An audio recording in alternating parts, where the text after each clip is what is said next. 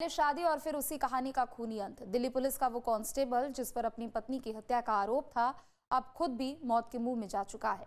पत्नी को service pistol से गोली मारने के बाद फरार आरोपी मनीष भाटी ने मयूर विहार में गोली मारकर आत्महत्या कर ली। लेकिन इस डबल ट्रेजेडी ने कई ऐसे सवाल छोड़ दिए हैं जिनके जवाब अधूरे रह गए। क्या है पूरा मामला, इस रिपोर्ट में देखिए।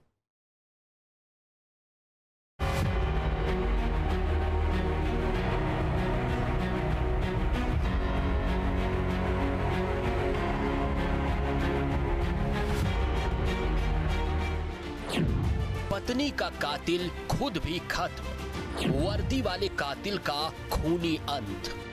बीवी के कातिल के बाद खुद को मारी गोली। एक तरफ पत्नी का कत्ल, दूसरी तरफ फरारी, और अब उसी कहानी का सबसे बड़ा और चौंकाने वाला अंत। जिस दिल्ली पुलिस के कांस्टेबल पर अपनी पत्नी को सर्विस पिस्टल से गोली मारने का आरोप था, अब उसी कांस्टेबल की लाश मिली है।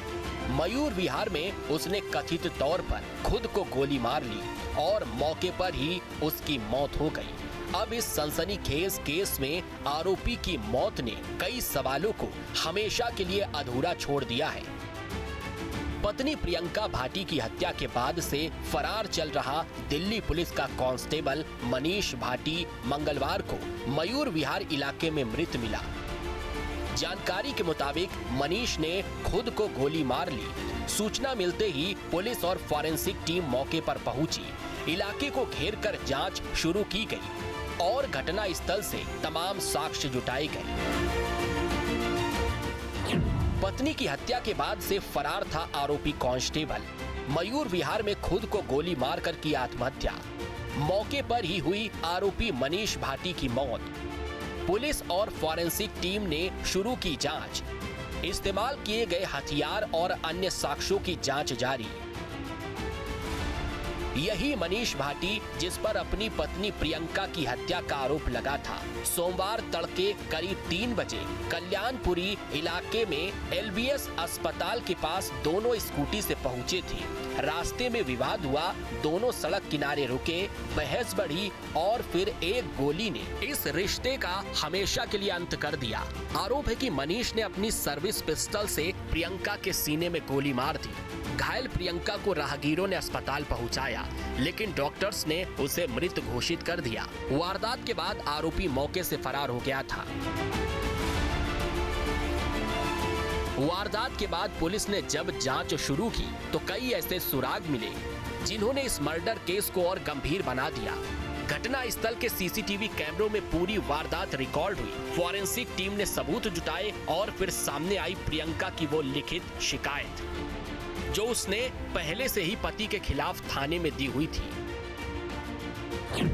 प्रियंका ने पति पर दहेज, प्रताड़ना और मारपीट का आरोप लगाया था। हत्या से पहले अपनी जान के खतरे का जिक्र भी किया था। प्रियंका ने सर्विस पिस्टल दिखाकर जान से मारने की धमकी का आरोप भी लगाया था। प्रियंका ने ये शिकायत महिला अपराध शाखा में दर्ज करवाई थी। प्रियंका ने अपनी शिकायत में आरोप लगाया था कि शादी के बाद से उसे लगातार दहेज के लिए प्रताड़ित किया जा रहा था।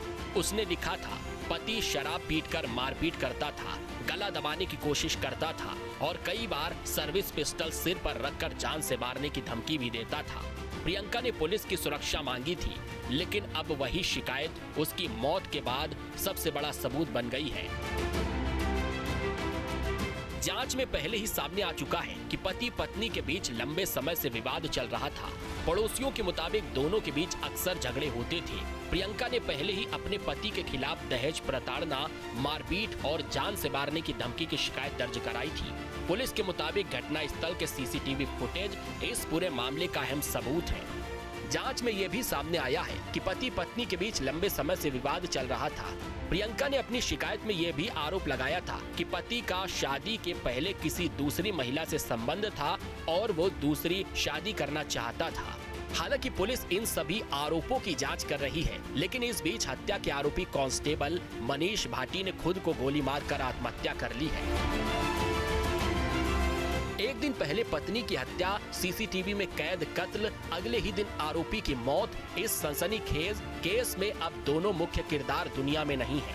ऐसे में पुलिस के सामने सबसे बड़ी चुनौती है सबूतों, सीसीटीवी फुटेज, फॉरेंसिक रिपोर्ट और पहले से दर्ज शिकायतों के आधार पर इस पूरे मामले की हर कड़ी को जोड़ना।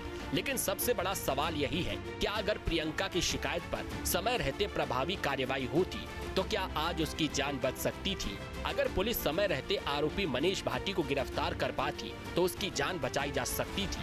फिलहाल पुलिस सभी पहलुओं की जांच में जुटी है ताकि इस रिश्ते के खूनी अंत की पूरी सच्चाई सामने लाई जा सके। क्राइम कंट्रोल के लिए टीम न्यूज़ 18। आपके मोबाइल पर तुरंत आएगी ब्रेकिंग न्यूज। स्क्रीन पर सबसे पहले दिखेगी बड़ी खबर। देश दुनिया की हर खबर एक जगह। अब आपके मोबाइल पर तुरंत फटाफट इंस्टॉल कीजिए न्यूज़ नेशन ऐप और रखिए खुद को अपडेट।